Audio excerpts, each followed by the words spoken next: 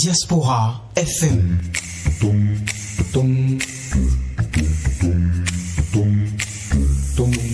Diaspora FM, en direct de la Fondation Espace Afrique Civre de Glodic, c'est le pied. Le point 7. Le point 7. Votre émission de décryptage de l'actualité nationale et internationale sur Diaspora FM 102.3. Bonjour à tous, bienvenue à votre émission Point 7. Aujourd'hui, vendredi, on est encore ensemble pour évidemment décrypter les sujets majeurs de l'actualité béninoise, j'allais dire et africaine, au cours de cette semaine. Avec nous, la traditionnelle équipe, plus 1. Vincent Fortuné, à ce point, bonjour. Bonjour Peggy Ludovic Daba et bonjour aux nouveaux venus parmi nous. Je vais nommer les correspondants de TV5, Emilien.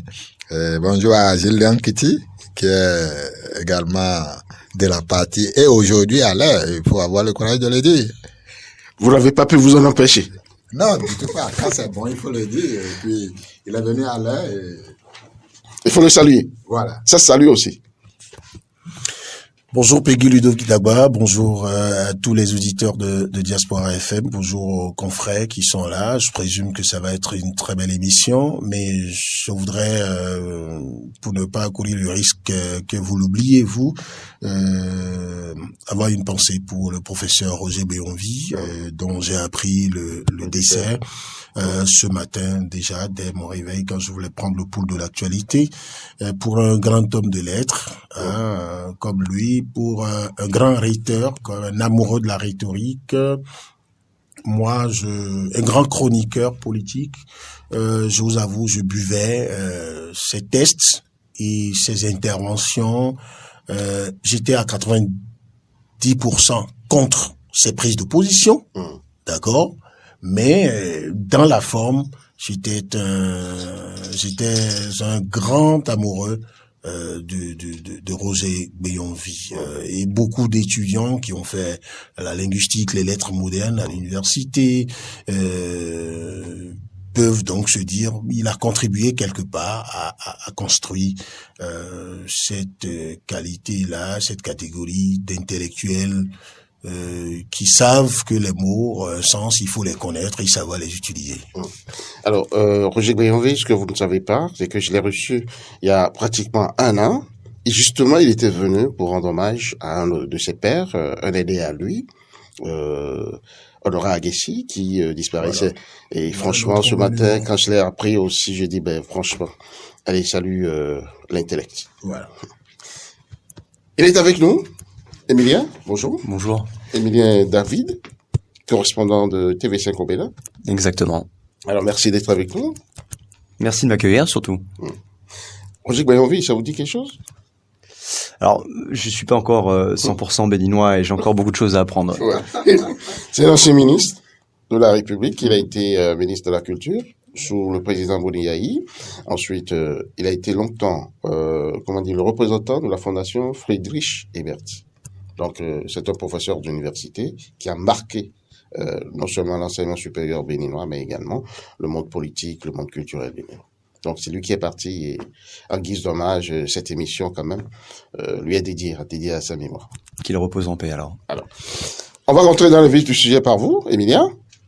Vous avez suivi un peu, les dernières actualités au niveau de la CEDEAO, la CEDEAO qui change de tête, on va dire. C'est Tinubu, voilà, qui, donc, le tout nouveau président du Nigeria, qui prend la tête de la CEDEAO. Quelle impression cela vous suggère?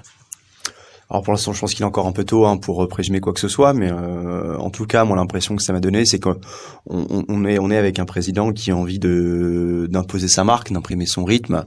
On le connaît grand défenseur de la démocratie. On le connaît aussi, en tout cas, on dit de lui que c'est quelqu'un qui est assez ferme et qui qui en tout cas a promis la plus grande fermeté avec le Mali, avec le Burkina Faso, voilà, avec tous ces pays qui ont connu plusieurs coups d'État ces derniers mois. On a douté un peu de la crédibilité de la CEDEAO justement vis-à-vis de ces pays. Lui promet en tout cas de la fermeté, donc on va voir ce que ça donne maintenant, on attend de voir. Il a dit qu'il est contre les coups d'État. Exactement. Voilà, c'est ça, contre les coups d'État, comme je disais, en se présentant comme un grand défenseur de la démocratie. Enfin, il se présente lui-même et on le présente aussi comme ça. Les observateurs ceux qui observent le Nigeria depuis des années et des années, en tout cas, le présentent comme ça. Et voilà, contre les coups d'État. Et donc, on va voir comment il va réussir à imprimer sa marque face un peu aux enfants terribles en ce moment en Afrique de l'Ouest, à savoir le Burkina Faso et le Mali. Ça suppose quoi? Que il va y avoir des heures chaudes pour, par exemple, le Mali? Bah moi je demande à voir. C'est-à-dire qu'aujourd'hui on est quand même deux pays, il y a quand même deux pays qui ont quasiment fait sécession, j'ai l'impression, avec leurs voisins d'Afrique de l'Ouest, et notamment et c'est pas seulement les dirigeants, aussi la population. Enfin en tout cas c'est l'impression que ça donne quand on voit un peu les différentes manifestations qui ont pu avoir lieu au Mali, au Burkina Faso. On voit que la population, est-ce que c'est une manifestation spontanée ou est-ce qu'elles sont orchestrées? Ça je suis pas assez bien placé pour le dire. Mais la question, c'est aujourd'hui, quel est le poids de la CEDEAO justement dans ces pays-là, et est-ce que aujourd'hui un président de la CEDEAO peut se faire entendre justement au Burkina Faso, au Mali. Donc on va voir un peu comment il va manœuvrer un peu tout ça, et comment est-ce qu'il va réussir à se faire entendre, et est-ce qu'il va réussir à se faire respecter aussi et à faire entendre sa parole. D'accord, Emilien, je reviens à vous tout à l'heure. Vincent Fortuné sur moi sur la question. Non, merci. Je crois que l'essentiel est dit déjà par Emilien. Et je crois que Tinubu, on le voit sans aller, mais il allait depuis son investiture le 29 mai dernier. On le voit sur tous les fronts. Et ce n'est qu'à juste titre qu'il prend la tête de la CEDEAO. Et l'élément motivateur qu'il a avancé, c'est le coup d'État, les troisième mandats et autres. Mais là, moi, je me disais déjà dans ma tête que Tinubu n'est pas allé au bout. C'est vrai, c'est un défenseur ardent de la démocratie, mais il n'y a pas que coup d'État militaire. Il y a les coups d'État. Il y a les coups d'État civils. Il y a les coups d'État civils et institutionnels. Quand on se permet de modifier la loi fondamentale pour se maintenir au pouvoir, c'est également un coup d'État. Je crois que le tout ne suffit pas de voir la gente qui prend le pouvoir, mais voir également ces civils qui cherchent à tout moment à se maintenir au pouvoir, à chercher la petite bête dans le test de la loi fondamentale pour se maintenir au pouvoir. Parce que c'est de ça il s'agit d'ailleurs, et c'est ça qui motive les coups d'État en Afrique. Et ces derniers temps, l'Afrique de l'Ouest, nous l'avions déjà dit au cours d'une émission ici, l'Afrique de l'Ouest s'illustre négativement dans cette manière de vouloir se maintenir au pouvoir. Et l'arrivée de Tinubu ne change rien à la position du Nigeria. Vous savez également que le président sorti, Mohamed Buhari, également ne digérait pas cette manière de se maintenir au pouvoir, et il ne cache d'ailleurs pas ses impressions par rapport à cela.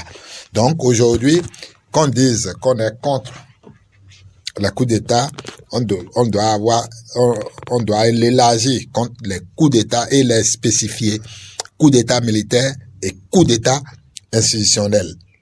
Il faut qu'on élargisse cela, et que même l'institution CEDEAO aille encore plus loin, faire en sorte qu'il y ait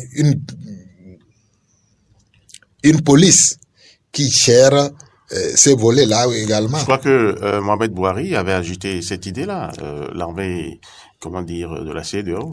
Bien sûr, parce que ça va pour l'intérêt de la communauté, parce que c'est les populations qui font les frais de ces genres de coups d'État. Et les coups d'État les plus faciles à perpétrer, c'est les coups d'État institutionnels. On dit la Constitution me permet On attend quelques jours, à quelques mois de la fin de son mandat. On révise la Constitution, on dit oui, le compteur est remis à zéro. Il faut qu'on aille dans le sens que Boiry avait déjà proposé et foncer droit pour empêcher que les gens continuent de vouloir se maintenir au pouvoir. Vous savez, il y a le cas gabonais qui est en train de se produire tranquillement. Lui, il n'est pas candidat.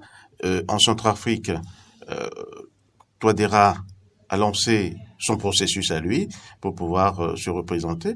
Est-ce que vraiment Tinubu pourra y arriver?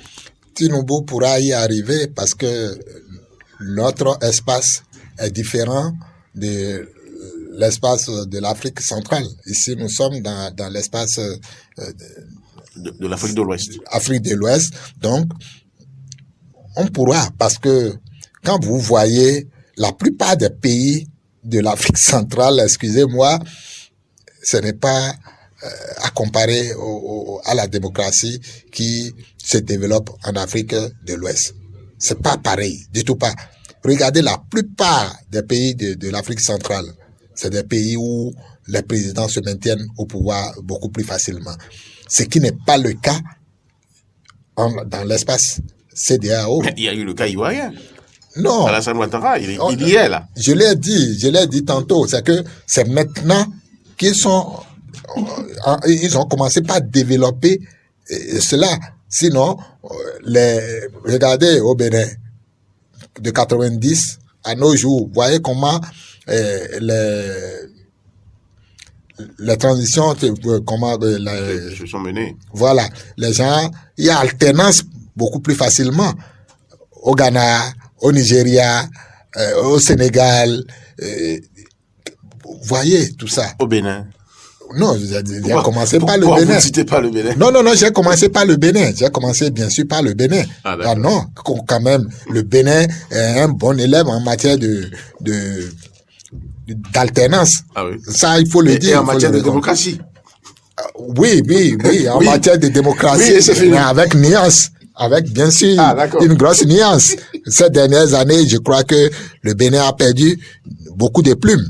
En matière de démocratie, ça, il faut avoir le courage de le dire.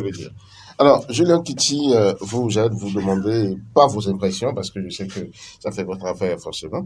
Mais est-ce que Tinubu pourra arriver à bout de ce qui se passe dans ces têtes, notamment de présidents africains, qui nourrissent évidemment cette, qui veulent forcément d'un troisième mandat? Le piège dans le traitement de cette question se trouve dans la manière dont vous formulez votre question. Pourquoi être focus sur la personne de Tinubu? Tinubu, il est le leader. Il est porteur de la nouvelle donne. Oui, il s'agit, cette nouvelle donne, il ne peut la concrétiser que au nom et avec le dispositif de la CEDEAO. Mais comme tout leader, le leader a besoin de signaler l'avenir, de signaler la vision et de tracter les autres dans cette vision-là avec lui. C'est pourquoi Tinubu, il dit en même temps vers où il pense qu'il faut que la CEDEAO aille pour retrouver sa crédibilité d'antan, parce que la CEDEAO, Tinubu sait qu'il est en train de la prendre dans un état où on n'en a plus peur. Il y a des pays comme le Mali, le Burkina Faso et la Guinée, même si Doumbouya se montre un peu plus fébrile que les autres, mais au Burkina et au Mali, ces deux pays sont très loin. Très loin aujourd'hui. Retenez, comprenez ou constatez que le Mali vient de poser un acte historique, vient d'arracher au niveau du Conseil de sécurité de l'ONU le retrait formel des troupes comment on les appelle mais que à ce niveau-là, le Mali soit capable de mener une diplomatie qui permette d'obtenir ce vote-là, la CEDEAO est dépassée. Alors, quand il faut se réjouir de constater que c'est le Nigeria qui prend le lead de la CEDEAO. Fortuné le disait tout à l'heure, Boiry saisissait toutes les occasions pour dire aux présidents africains, à ses pairs qui ont le troisième mandat dans leur tête, ceux qui l'ont déjà exprimé, comme ceux qui nourrissent, caressent cette envie-là de leur dire, mais vous n'êtes pas dans le service aux populations. Et vous êtes sur le mauvais chemin et on va pas vous le permettre. Et vous savez ce que représente le Nigeria dans la sous-région. Le malheur de la sous-région aujourd'hui, je préfère le dire comme ça très frontalement, c'est la Côte d'Ivoire. La Côte d'Ivoire qui, vous savez ce que l'UEMOA représente pour la CEDEAO au plan économique. Et que la Côte d'Ivoire qui fait 40% de l'UEMOA se permettent au plan politique d'être cités comme triste exemple de tripatouillage constitutionnel pour prendre le pouvoir. Ouattara, qui a un passé de grand économiste, fierté de l'Afrique, aux côtés d'autres grands noms qui ont fait le FMI et la Banque mondiale. C'est dommage parce que si jamais le Nigeria pouvait compter sur la Côte d'Ivoire, tenir la main du Ghana, et qui a montré quand même un bon exemple d'alternance. Vous savez, des pays comme le Bénin, qui, même si les présidents béninois ne sont pas comptés comme des plus puissants dans le système sous-régional du fait de notre poids économique, il y a au moins notre histoire de modèle démocratique qui tracte le président vers le haut. Et donc, la toile allait se tisser comme ça pour que les rares cas où il y a des velléités qui s'annoncent puissent être étouffés. Vous savez, c'est parce que les plus puissants de la sous-région ont commencé par faire ça, comme la Côte d'Ivoire, que vous commencez par sentir des signes avant-coureurs au Sénégal aujourd'hui, même si Macky Sall fait un repli tactique, moi je n'y crois pas un seul instant. Mais le Sénégal a une histoire où on pouvait pas imaginer que ça vienne ça traverse la tête d'un président sénégalais de vouloir faire un troisième mandat. Mais ça devient facile que de tenir le langage il y a une différence entre un mandat et une candidature. Mais pour le peu que je sais en droit, mais la candidature conduit au risque d'être élu. Et donc, voilà. Et donc, pendant un mandat. Au Sénégal, il y a aussi, comment dire, la population s'est révoltée. Enfin, il y a quand même eu les manifestations Sonko, elles durent quand même depuis maintenant plus d'1 an. Enfin, j'ai pas les dates exactes, mais tu fais bien de le souligner. Le retrait de Macky Sall, il est stratégique a priori, parce que si vraiment il avait en tête depuis longtemps de ne pas se représenter, je pense qu'il aurait éteint la colère du peuple depuis très longtemps. Enfin voilà, c'était juste une parenthèse. Voilà, il n'aurait pas laissé le peuple descendre dans la rue et qu'il y a eu des morts avant de venir en parler. Ça veut dire quoi? Vous savez, l'être humain, c'est tentant lorsque vous avez les honneurs du pouvoir. Je vais être plus dur en disant quand vous avez le sang presque féodal et qu'on vous laisse à la tête d'un pays, vous avez l'impression qu'il faut que vous soyez là tout le temps. Vous avez l'impression qu'il n'y a que votre mère qui fait des enfants intelligents. Et là, c'est la rue qui se soulève. Mais dans combien de pays la rue peut se soulever avec tant de violence comme le Sénégal? Dans combien de pays il va y avoir de jeunes leaders comme Ousmane Sonko qui comprend, contrairement à ceux qui l'accusent de tenir le langage va-t-en-guerre, c'est simplement parce que face à Macky Sall et regardant l'histoire, il sait qu'il n'y a pas de négociation. Parce que, et là, je voudrais donc insister sur quelque chose. C'est un levier sur lequel Tinubu et toute son équipe doivent agir s'ils veulent vraiment empêcher les coups d'État constitutionnels, institutionnels qui amènent au 3e mandat. C'est la sécurité judiciaire. Au plan de la juridiction, des juridictions institutionnelles. Lorsque les cours constitutionnels et conseils constitutionnels sont aux ordres, quel que soit celui qui va diriger la CEDEAO, on ne pourra pas avoir cette question précise. Quelle pourrait être la thérapie de Tinubu pour éviter justement que les institutions soient aux ordres des dirigeants? Parce que c'est pratiquement, on va dire, le sport naturel de l'Afrique de l'Ouest aujourd'hui. Oui, ce qui peut se faire, c'est que je ne sais pas quels sont les mécanismes pour la révision des tests de la CEDEAO. C'est-à-dire qu'on révise les tests de la CEDEAO pour donner un pouvoir plus coercitif à la CEDEAO. Par exemple, on dit très clairement quiconque modifie la loi fondamentale dans son pays dans le dessein de faire plus de 2 mandats, parce que la plupart des pays africains, dans le cas de l'Afrique de l'Ouest, ont des constitutions qui prévoient un mandat renouvelable une fois. Il peut y avoir des différences sur la durée des mandats.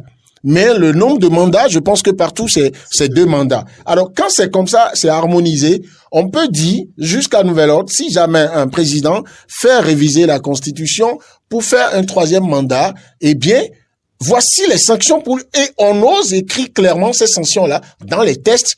Parce que l'un des pièges au niveau de la CEDEAO, c'est comme s'ils se sont entendus pour que ce soit comme ça. C'est que là où la CEDEAO doit passer à la sanction, il y a souvent un vide juridique. Et on multiplie les concertations et tout. Et c'est tout cela qui permet aux puissances étrangères qui ont intérêt à ce que les pays africains, les pays de la sous-région ne s'entendent pas, qu'il y ait des situations de crise pour l'exploitation de telle ou telle ressource minière, que ces pays-là ces puissances trouvent des espaces pour les manipuler. Et c'est ce que le Mali a refusé. Regardez, si vous voulez, on cite tous les présidents, avant même Mamani Touré, après ceux qui l'ont suivi, et les transitions qu'il y a eu, c'est toujours que les solutions de la CEDEAO ont conduit au dilatoire, et pendant ce temps, les groupes terroristes se développent, alimentés par les puissances économiques. Depuis que le Mali a fait le diagnostic en se disant, OK, nous faisons face à notre destin, parce qu'on leur brandissait souvent le spectre de faiblesse face aux terroristes.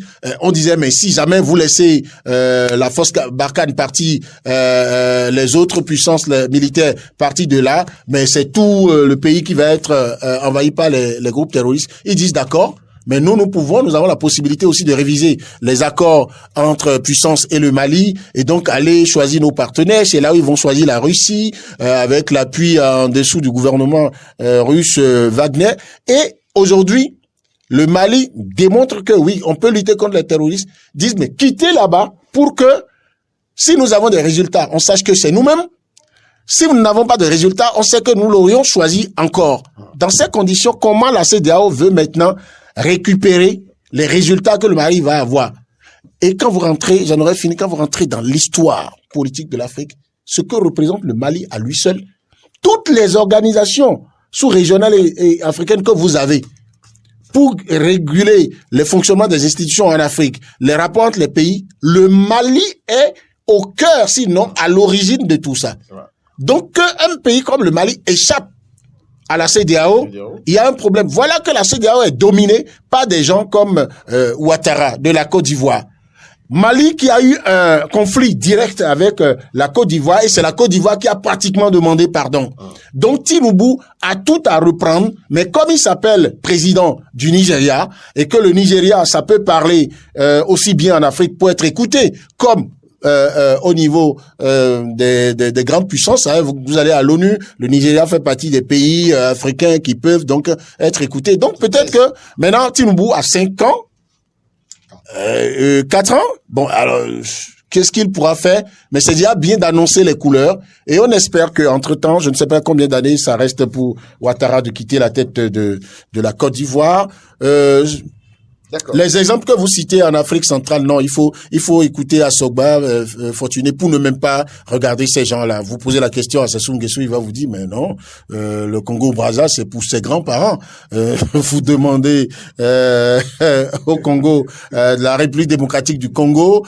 Est-ce que c'est pas inducteur? C'est là ma question, en fait. Oui, mais écoutez, ces velléités-là qui résistent. Écoutez, hein, tout le monde. Ça va pas induire. Mais vous n'allez pas non plus empêcher ça. Il faut mettre des moules qui empêchent les gens de faire ce qu'ils veulent. Mais est-ce que vous avez souvent entendu, excusez-moi de parler encore de la France, vous avez souvent entendu qu'en France, un président, il finit 2 mandats et il commence par réfléchir à comment? Non, aujourd'hui, si la France n'était pas suffisamment déchirée en termes de son dispositif politique droite-gauche, et que Macron représente aujourd'hui la somme de ce qui peut être encore récupéré, les gens ne verraient pas de réflexion sur le troisième mandat. Et ce n'est pas Macron qui engage la discussion aujourd'hui. Ce sont les constitutionnalistes, ce sont les acteurs politiques qui se disent, mais pour que les intérêts de la France soient là, quelles possibilités il faut trouver? Parce qu'on ne trouve pas autre chose. Mais chez nous, c'est celui qui est au pouvoir qui dit, ben voilà, il faut que je reste là comme s'il n'y a plus d'intelligence dans le pays. C'est un bon développement, là. C'est vrai On va y que revenir. juste pour rebondir, c'est toute la question de la crédibilité de la CEDEAO. Tu le disais tout à l'heure, il y a le cas Ouattara qui finalement, je sais plus quel terme tu as utilisé, mais que j'avais trouvé très très bon, qui handicape un petit peu la CEDEAO, parce que c'est bien beau de taper sur les voisins qui sont contre la démocratie, mais effectivement quand il y a un des piliers de la CEDEAO, effectivement la Côte d'Ivoire, exactement. Il reste qui en fait pour vraiment que ce soit vraiment crédible? C'est-à-dire que la Guinée, on oublie, le Burkina, on oublie, le Mali, on oublie, Ouattara, zéro crédibilité. Il reste qui en fait pour vraiment que la CEDEAO soit un garde-fou? Il reste Patrice Talon. Il faut qu'il choisisse.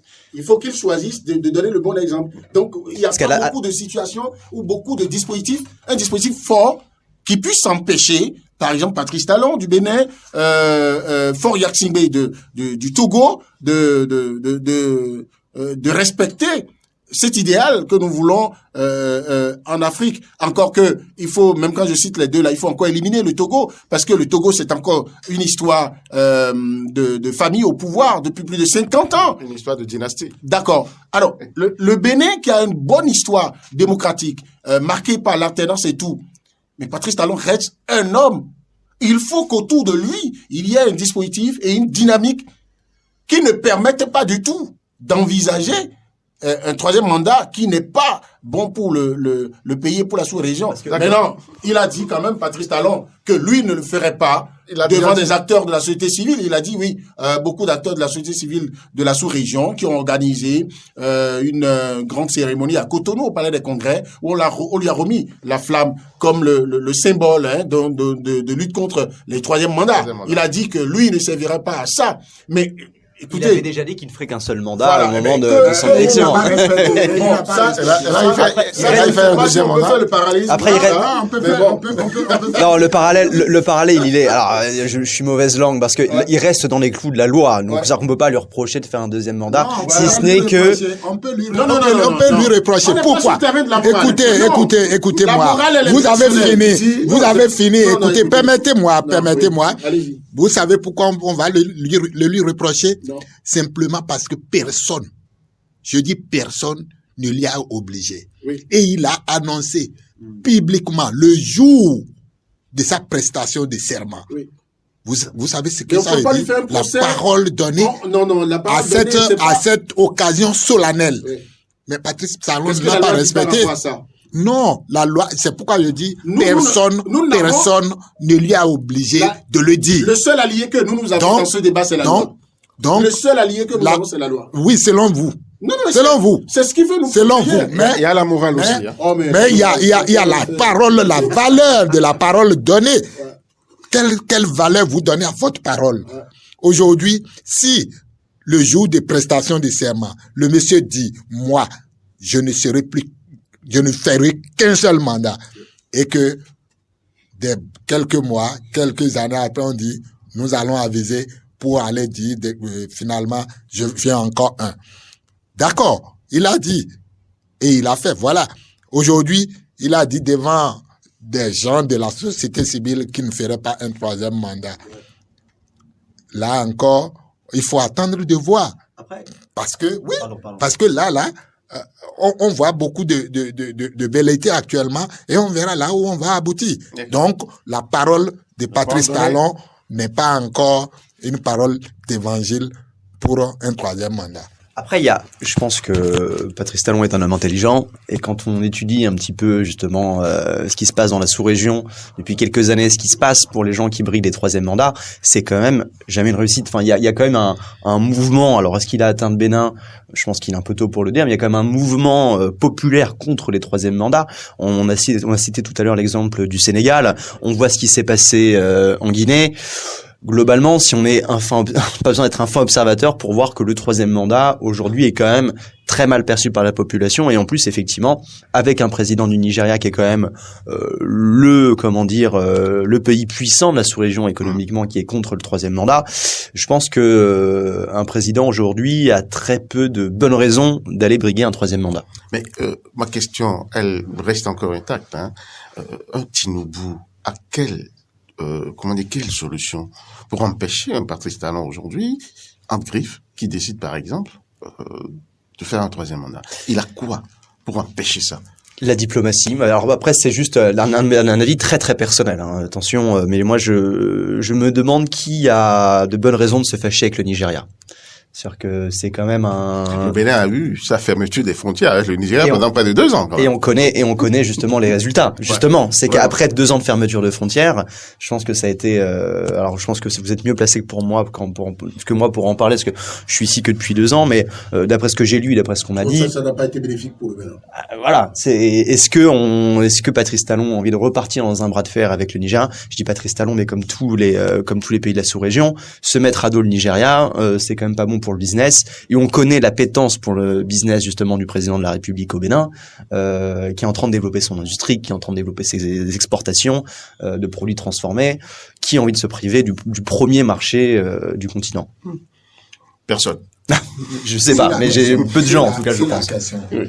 Je crois que Emilien vient de dire une partie, mais je voudrais que vous sachiez aujourd'hui, si on voit Tinubu en tant qu'individu, il est fébrile. C'est que en tant qu'un chef d'État comme ça, il est fébrile. À lui seul, il ne peut rien.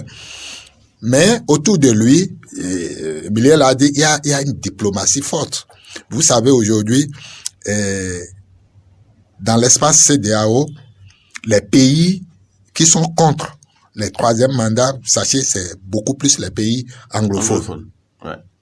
Et aujourd'hui, on connaît le poids économique et diplomatique de ces pays anglophones qui sont contre le troisième mandat. Vous prenez le Ghana.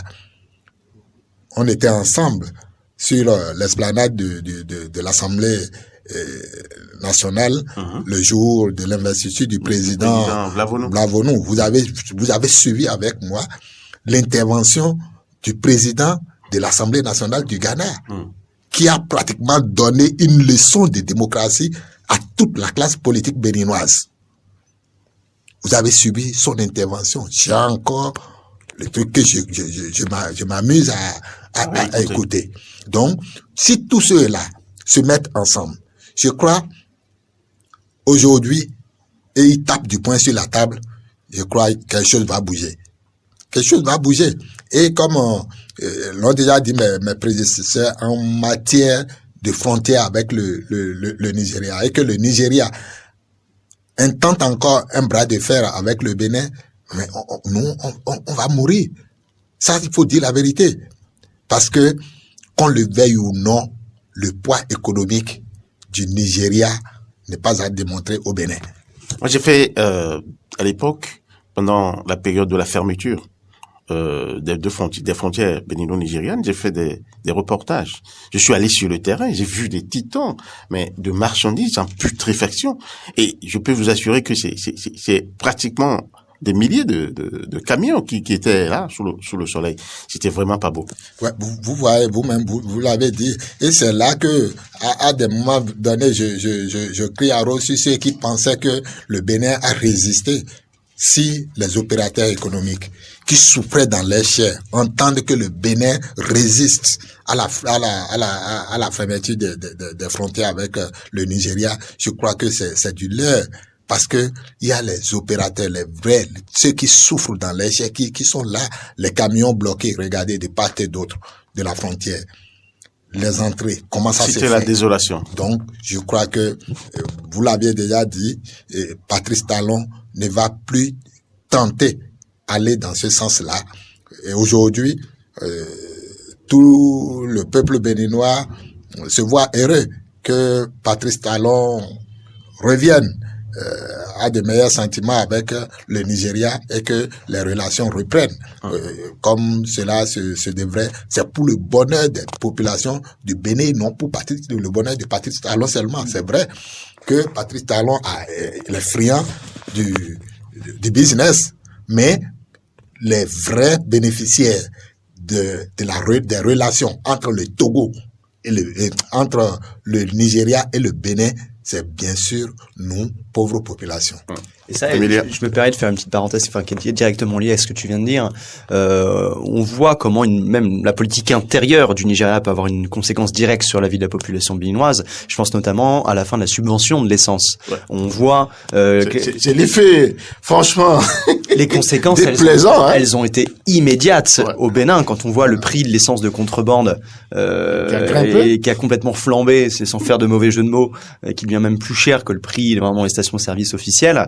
Et commence à participer à l'augmentation du coût de la vie ici. Enfin, on voit comment, quels sont les leviers d'action justement du président du Nigeria pour avoir une influence sur la vie des populations, effectivement, mais la vie des populations, finalement, c'est ce qui fait l'économie d'un pays. Parce que l'augmentation des denrées, l'augmentation de l'essence, ça appauvrit la population et donc ça a forcément un impact sur l'économie nationale. Et là, on peut apprécier les réactions presque promptes du président Patrice Talon d'entamer vraiment des négociations mais profondes avec le président nigérian. Oui, voilà, mais et quelque part, on retombe un peu sur nos pieds par rapport à ce qu'on disait tout à l'heure sur quels sont les moyens, les leviers de pression justement d'un président de la CEDEAO qui est président du Nigeria. Là, je pense qu'on a une belle démonstration effectivement de tout ce qui peut se passer. Après, la question, c'est à quel point, je pense que c'est une autre question, c'est à quel point le président du Nigeria a à cœur de combattre justement les troisièmes mandats, a à cœur de défendre la démocratie, parce que ça reste, je pense que l'économie de son pays reste quand même, alors peut-être, je sais pas, mais je présume beaucoup de choses là. Mais si on imagine que l'économie du pays reste le plus important pour lui, est-ce qu'il serait pas capable de fermer les yeux? On voit ce qui s'est passé notamment avec la Côte d'Ivoire, ce qui se passe. Regardez, si on écoute, alors je parle d'un pays que je connais bien, qui est la France. Si on écoute la France, grande patrie des droits de l'homme, défenseuse de la démocratie, elle est quand même très très arrangeante avec certains pays qui respectent. Je pense au Tchad, je pense effectivement parler à la Côte d'Ivoire. Là, ça pose un peu moins de problèmes quand c'est les alliés qui sont aux manettes. Donc ça, je pense qu'il faut aussi voir ça. Est-ce que à quel point il va être intègre dans ce combat. Alors, l'autre chose très rapidement, pour s'étaler encore un peu sur cette question, avec Tinubu, il sera aussi question de la lutte contre l'insécurité. Et justement, à ce moment où la sous-région est en proie à la question des djihadistes, quelle pourra être la formule selon vous? Alors là, pour le coup, je maîtrise pas vraiment quels sont les leviers d'action de la CEDEAO, qui à la base est comme une communauté économique. C'est vrai qu'on a parlé à un moment la création d'une armée de la CEDEAO. Enfin, tout ça pour le moment me paraît un peu flou. Là, du coup, je me tourne plutôt vers mes collègues qui, je pense, connaissent mieux la question que moi. Mais je pense effectivement parce que pour l'instant, on voit que c'est plutôt d'autres mécanismes qui sont utilisés pour combattre justement la menace djihadiste. Je pense au G5 Sahel, qui sera peut-être élargi. À un moment, il était question que le Bénin intègre justement cette formation. Moi, j'ai l'impression que la solution elle se passe peut-être plus dans ces mécanismes-là. Et qu'aujourd'hui, les moyens d'action de la CEDEAO contre la menace djihadiste me semblent pour l'instant assez faibles. Alors après, je vais laisser mes collègues parler sur cette question-là, peut-être.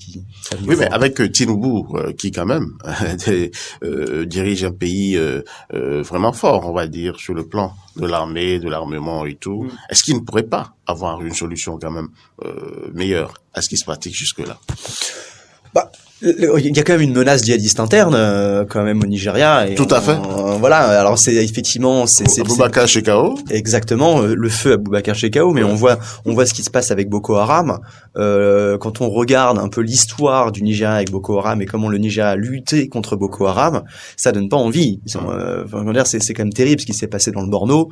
On parle quand même de massacre de population. Enfin, il y a quand même des exactions extrêmement sanglantes qui ont terrorisé les populations, qui ont marqué les populations. ça a quand même été un traumatisme dans le nord du Nigeria. Donc après bon, là le président actuel y est pour rien, mais est-ce que les pays de la sous-région ont vraiment envie de suivre l'exemple du Nigeria? Je ne sais pas, j'en suis pas sûr. Non, c'est la question. Je crois que le Nigeria n'a pas encore d'exemple à donner. Et comme mon confrère vient de le dire, je crois que la lutte contre Boko Haram à l'interne au Nigeria n'a pas donné de résultats. Le Tchad lui est souvent venu à la rescousse. Je me rappelle comme si c'était hier, le premier mandat de Buhari était basé sur la lutte contre Boko Haram. Mais au terme des 8 ans, nous sommes au point zéro. Donc, Buhari n'a pas pu venir à bout en tant que général de l'armée, à bout de Boko Haram, et les actions continuent tous les jours que Dieu fait. Sur la question, je crois que il va falloir effectivement que la CEDEAO revoie son mécanisme. S'il y a une force, s'il doit avoir une force, forcément, il doit aller à une révision de les tests pour intégrer ce qu'il faut intégrer, pour faciliter la création de cette force. Parce que tout ne suffit pas de créer, il faut entretenir les moyens financiers pour entretenir. Il faut quand même qu'il y ait un dispositif qui facilite la mobilisation des fonds nécessaires pour la création d'une telle armée. Maintenant, créer et également former pour. Sinon, actuellement, vous venez de le dire, c'est d'autres pays qui viennent à la rescousse de nos pays en Afrique de l'Ouest. En Afrique de l'Ouest, la lutte contre l'extrémisme violent est fébrile. Elle est fébrile. Il faut qu'on se regarde dans le miroir et qu'on se le dise. Donc, si aujourd'hui, les chefs d'État de la CEDEAO peuvent aller dans ce sens, et ceci, il va falloir qu'ils aillent très vite, parce que la menace est forte. Rares sont les pays en Afrique de l'Ouest aujourd'hui où les djihadistes ne menacent pas encore. Vous voyez... Il y a l'exemple de la Mauritanie, qui est pas trop mauvais. Enfin, la Mauritanie est le seul pays, effectivement, à avoir des résultats plutôt positifs. Mais effectivement, aujourd'hui, qui est capable de mener le lead? Enfin, d'avoir le lead. Il faut vraiment qu'on réfléchisse et qu'on voit le mécanisme approprié pour que ça ne soit pas un enfant mort-né. Parce que tout à l'heure, Emilien parlait de G5 Sahel. J'avoue que quand vous suivez de près, le G5 Sahel ne fonctionne pas comme cela se devrait. Ce n'est pas son leitmotiv, ça, ce n'est pas ça. Ça ne bouge pas, en réalité. Donc, il y a un problème. Il faut bien penser et avoir les moyens nécessaires pour faire fonctionner la force qui sera mise en place. La question, effectivement, tu soulèves la question de l'argent. Mais il y a aussi il y a quand même une deuxième composante qui est aussi la formation des éléments. Enfin, aujourd'hui, malheureusement, à part le Tchad et dans la sous-région, qui a une armée vraiment compétente. Moi, j'étais à Gao, c'était en novembre 2022, donc en novembre 2021, donc il y a quand même pas si longtemps. À l'époque où Barkhane était encore au Mali, et ils étaient encore en train de former les forces armées maliennes au guidage aérien. Guidage aérien, c'est ce qui sert par exemple des gars sur le sol qui indiquent des positions pour que les avions de chasse viennent frapper aux bons endroits. C'est-à-dire qu'en 2021, après quasiment 10 ans de présence de Barkhane, les forces armées maliennes n'étaient toujours pas capables de faire du guidage aérien. C'est-à-dire qu'aujourd'hui, on se rend bien compte qu'il y a les armées sont sous-formées. On voit le Bénin, par exemple. L'armée du Bénin n'a pas été une priorité pour les gouvernements, n'a pas été une priorité même pour Patrice Talon, quand il est arrivé au pouvoir. Il l'a dit, et puis on peut comprendre, le Bénin n'a jamais été en guerre. Le budget de l'armée, on va peut-être le mettre un peu ailleurs, qui était peut-être une décision. Il a été très tôt on va dire, désabusé par l'exemple, je vais dire, des djihadistes, l'invasion. Et il a commencé même un programme d'armement de l'armée béninoise. Mais qui est quand même assez récent. C'est-à-dire que en 2016, quand il arrive, moi j'ai des sources au sein de, au sein de l'armée qui m'ont dit qu'il s'est déjà passé 2 ans dans l'armée béninoise sans qu'il y ait de manœuvres d'envergure, des manœuvres d'entraînement. Parce que, alors, il y a des têtes pensantes qui sont très performantes, mais il se trouve que sur le terrain, les gens sont peu formés parce que là, et vous avez beau commencer à mettre des politiques en place de formation et de recrutement. En fait, ce que vous n'avez pas fait pendant 10, 15, 20 ans, vous le rattrapez pas en quelques années. Ça prend du temps. Donc, et c'est le cas de beaucoup d'armées de la sous-région. Et c'était notamment l'une des priorités de l'armée française. Bon, on peut critiquer comme on veut, mais en tout cas, c'était quand même l'objectif qui était de former les armées locales pour qu'elles deviennent autonomes. Nulle part ça a porté ses fruits. Et aujourd'hui, à part le Tchad, encore une fois, qui a une armée qui est quand même réputée, mais qui a aussi mauvaise réputation sur le terrain, qui est capable de vraiment, combattre les djihadistes qui, eux, sont, a priori, pas trop mal formés. Surformés, on va dire. On voit qu'il y a quand même des compétences qui sont très étonnantes et qui sont en plus très bien financées. Si la question, je crois qu'aujourd'hui, le Bénin, c'est vrai, comme Emilien vient de le dire, non seulement le Bénin s'efforce d'acquérir suffisamment de matériel, mais s'efforce également aussi de passer à la formation, parce que je crois avoir suivi il y a un moment la présence permanente des officiers français aux côtés des forces armées béninoises, surtout dans la partie septentrionale de notre pays, où ils procèdent à des formations, des formations bien soutenues dans le sens de la lutte contre le djihadisme, vivement que ça se poursuit et que ça porte ses fruits. Julien Kitty, vous revenez en scène, parce que vous avez donné l'impression d'être parti en hibernation. Bon, parce que vous avez choisi de ne pas me donner la parole. Il n'y a pas de problème. Et comme je sais, oui, ça fait. Pas du tout. Les auditeurs ont dû constater que. Quand vous prenez la parole, c'est la thèse, c'est l'antithèse et puis c'est la synthèse. Allez-y. Bon, c'est comme vous voulez. Après, on va faire la statistique des temps de parole. Ne vous en faites pas, allez-y. Alors, c'est pas la question que vous me posez finalement, oui, parce que le débat est fait. Là. Sur la question sécuritaire. Oui. Et puis il y a l'aspect soulevé par Emilien, qui est la formation des armées africaines, surtout celle de la sous-région. Oui, tout le problème que vous posez, tout le débat que vous faites sur la question sécuritaire, il y a un nœud qui est là, qui n'est pas tranché. Est-ce que la CEDEAO a une force commune? Non, encore. Bon, alors. Donc, l'idée est agitée. Bon, Emilien a parlé tout à l'heure de l'armée tchadienne. Vous demandez, j'ai encore écouté il y a 3 jours une interview Idriss Déby Itno, père son âme, a accordé à Alain Foucault, qui tirait les leçons de l'engagement de l'armée tchadienne dans les missions de lutte contre le terrorisme dans le Sahel et au nom de la CEDEAO, de l'Union africaine, donc en appui à la CEDEAO et de l'Union africaine, il avait un goût amer de cette expérience, parce que quand on vient après, on demande les autres pays sont où? Ils sont loin derrière. L'armée tchadienne avait une supériorité numérique extraordinaire d'hommes engagés sur le front. Ensuite, en termes de qualité, de capacité à mener ce type de guerre, parce que le problème des armées africaines, c'est que elles ont été surprises par la montée en puissance des groupes djihadistes, qui ont des méthodes de combat qui ne sont pas celles de la formation militaire classique qu'ils avaient.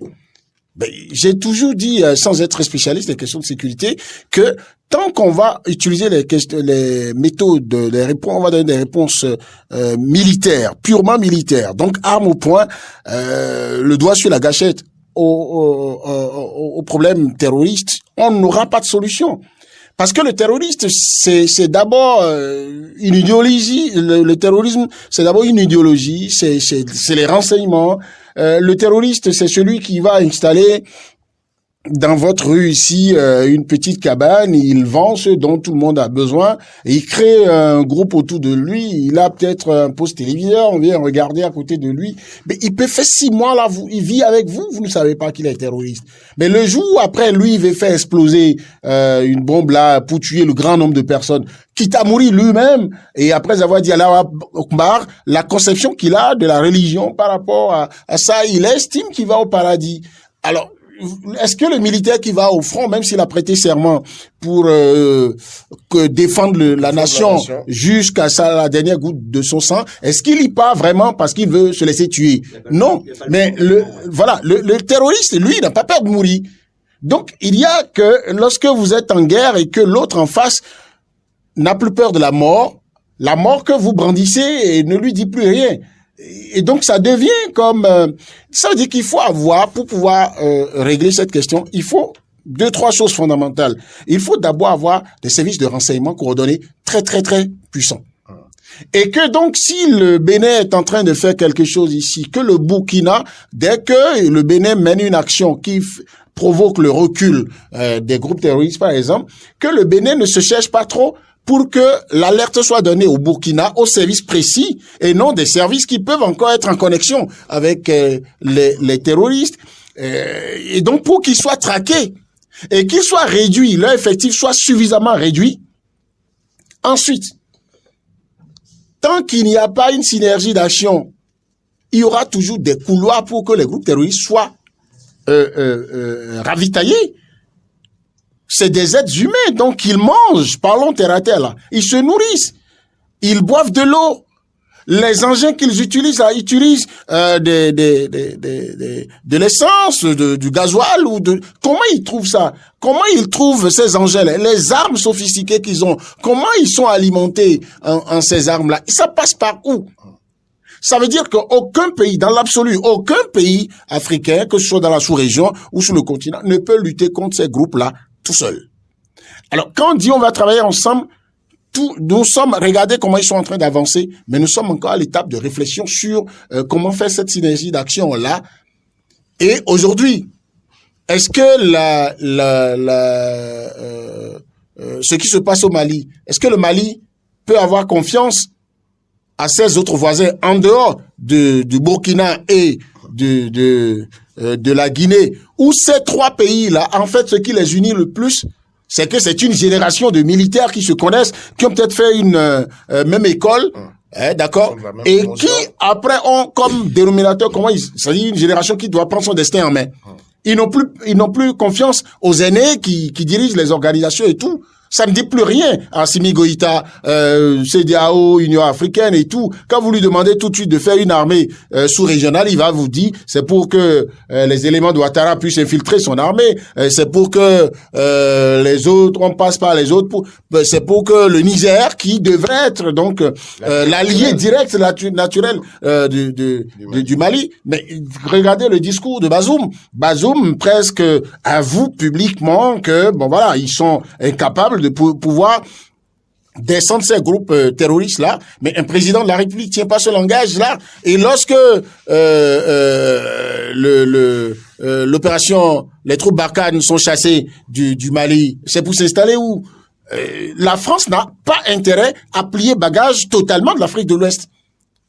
Oui. Mais la France n'est plus désirée. Oui, mais la France n'est plus désirée. Mais la France a ses intérêts à préserver. À partir de ce moment, il suffit que le Niger parle le même langage que le Mali, que les Africains se rendent compte face à un sommet de l'Union africaine pour comprendre que avec ce que la France a pu faire contre la Libye sous Sarkozy, en éliminant Kadhafi et en installant en Libye le chaos total, un véritable cafouillis, et la voie libérée à tous les groupes armés. Aujourd'hui, il n'y a pratiquement pas de gouvernement en Libye. Et vous savez pourquoi on ne parle plus suffisamment de la Libye? Parce que les grosses puissances sont en train de se partager le pétrole libyen, comme à l'issue d'une cueillette où on a des mangues, on se lance des fruits, et puis On dit OK, blackout. Et puis je suis heureux d'être en face de toi, Émilien. Je suis sûr que si tu fais beaucoup d'éléments au-delà du Bénin, si tu tentes de faire beaucoup d'éléments aujourd'hui qui mettent la lumière sur ce qui se passe en Libye et le lien avec la montée du terrorisme dans le Sahel, au Niger, au Mali et tout, je suis pas sûr que ton rédacteur en chef puisse accepter plus de la moitié de tes éléments, parce que c'est pas pour rien que tout ce débat, regarde, les gens se rassemblent au niveau de la CEDEAO, mais personne ne parle de la Libye. Alors que tant que le problème libyen n'est pas réglé, vous ne pouvez pas régler la question du terrorisme. Maintenant, pourquoi depuis on agite l'idée d'une force commune et on n'y arrive pas? Vous n'aurez plus le Tchad dedans, parce que le jeune homme qui est là aujourd'hui, Idriss Déby Itno, c'est Idriss Déby Itno. Au-delà de la formation. Non, pas du tout. Pas du tout. Parce que c'était en miniature. Idriss Déby, c'était les Kadhafi en miniature. C'est-à-dire que dès que ça démarre quelque part, ils sont informés. Ils ont un bon système d'information. Et les groupes terroristes, vous pensez qu'ils n'existaient pas? Dès que Kadhafi est parti,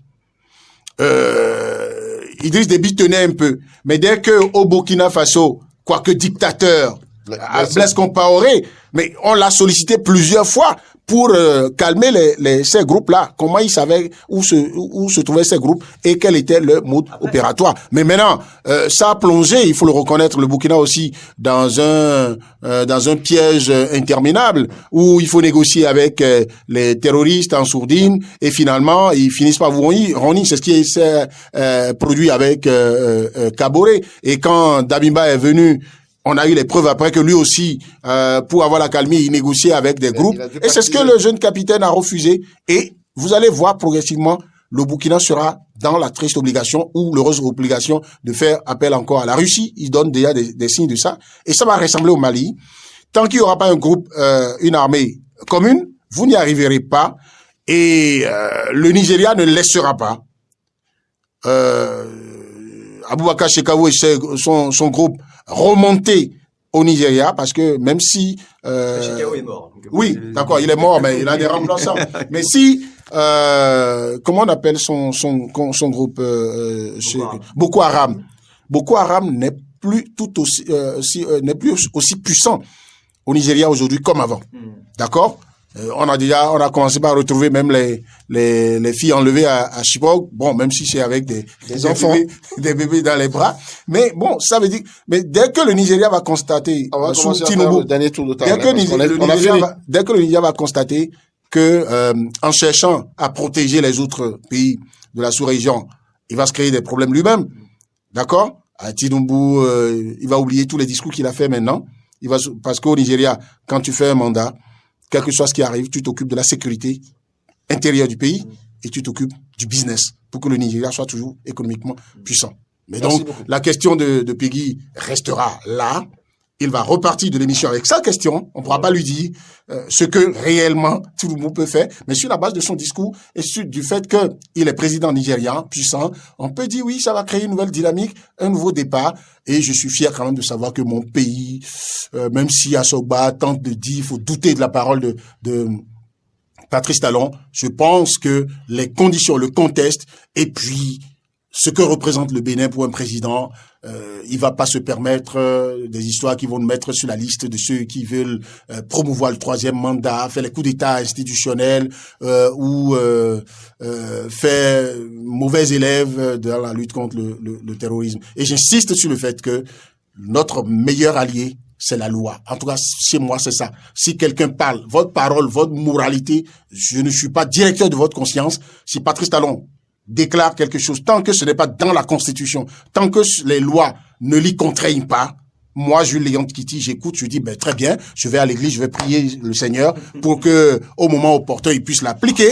Mais attendez, mais si c'est la loi qui interdit, la Constitution du Bénin aujourd'hui dit, même révisée, dit que personne de son vivant, aucun Béninois de son vivant, ne peut faire plus de 2 mandats présidentiels. De sa vie. De sa vie. D'accord. Donc moi, je m'en tiens à ça. Je constate que de 2016 à 2021, Patrice Talon a fait un mandat. Le peuple lui a renouvelé sa confiance. Et il fera donc de 2021 à 2026. Et j'estime qu'en 2026, et lui et les autres 12 millions de Béninois que nous sommes, on va travailler à trouver parmi nous un autre Béninois qui soit rassasié des solutions à nos problèmes. Merci. Emilien. Pour revenir sur la question de la CEDEAO et effectivement ce qu'elle peut faire contre la menace djihadiste, moi je me demande, pour ouvrir un peu le débat en guise de conclusion, est-ce que finalement le rôle que peut avoir la CEDEAO ne serait pas un rôle social? Parce qu'on sait que finalement le djihadisme puise sa source non pas forcément dans une idéologie, en tout cas pour ce qui est de l'Afrique, ça a été prouvé par divers travaux sociologiques. Tout à fait. Mais finalement le djihadisme, de conviction qui existe très très peu. Finalement, c'est surtout un djihadisme qui puise ses racines dans les inégalités sociales. Dans la pauvreté. Dans la pauvreté, c'est ce qui se passe dans le Nord. On voit aujourd'hui, si le djihadisme il s'implante dans le nord du Bénin, et donc dans les régions les plus pauvres du pays, dans les communautés aussi les plus marginalisées, les plus vulnérables. Je parle là des Peuls. Donc, est-ce que finalement la puissance de la CEDEAO pourrait pas justement servir à financer des projets sociaux pour éviter justement que ces populations se sentent peut-être oubliées du pouvoir central. Et limiter le recrutement des jeunes qui, parce que sont désœuvrés, ils ont faim. Voilà, ils n'ont pas le minimum. Voilà, ils n'ont pas voilà, c'est ce qui permettrait peut-être aussi de vaincre le mal à la racine, parce que c'est vrai qu'on parle de la lutte armée, qui effectivement est une mesure d'urgence, qui est une réponse immédiate en fait à des actions violentes. Donc ça, mais vous réglerez jamais un problème sur le long terme. Et ça, je suis pas le seul à le dire. J'invente pas l'eau chaude. La politique de gestion des frontières qui ne permettent pas, par exemple, certaines zones frontalières où l'éducation n'est pas assurée. Vous n'avez pas les écoles socio-communautaires qui permettent aux populations d'évoluer parce qu'un enfant éduqué, instruit. Merci. Et moi, non, je voudrais finir sur la parole de Gillian Kitty, qui ne doute pas un seul instant de la parole du chef de l'État, le président Patrice Talon, sur un éventuel troisième mandat. Je dis, le peuple béninois attend de voir, parce que on nous a dit, je ferai un seul mandat, et ce seul mandat est devenu 2.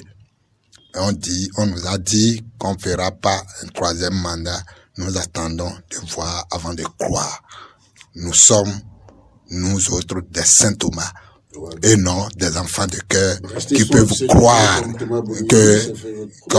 qui peuvent croire que Talon a dit, c'est une parole d'évangile. Nous sommes des Saint Thomas, nous attendons de voir. Nous attendons de voir. Merci à vous, chers confrères. Aujourd'hui encore, on était ensemble pour, évidemment, écrire l'acte de cette semaine de point 7. Merci à chacun et à tous d'avoir été avec nous. Merci, Emilien. Et j'espère que tu reviendras. J'espère que je serai encore invité. Oui. Merci beaucoup. Merci et bon week-end à chacun et à tous. Jules? Je suppose que le week-end va bien se passer. On m'a pas dit dans l'émission, est-ce que vous allez nous inviter? Non, on ne dira pas. On ne dira pas dans l'émission? Non, on ne le dira pas. Vous allez en faire le point la semaine prochaine. Merci beaucoup. Le point 7. Le point 7. Votre émission de décryptage de l'actualité nationale et internationale sur Diaspora FM 102.3. Diaspora FM.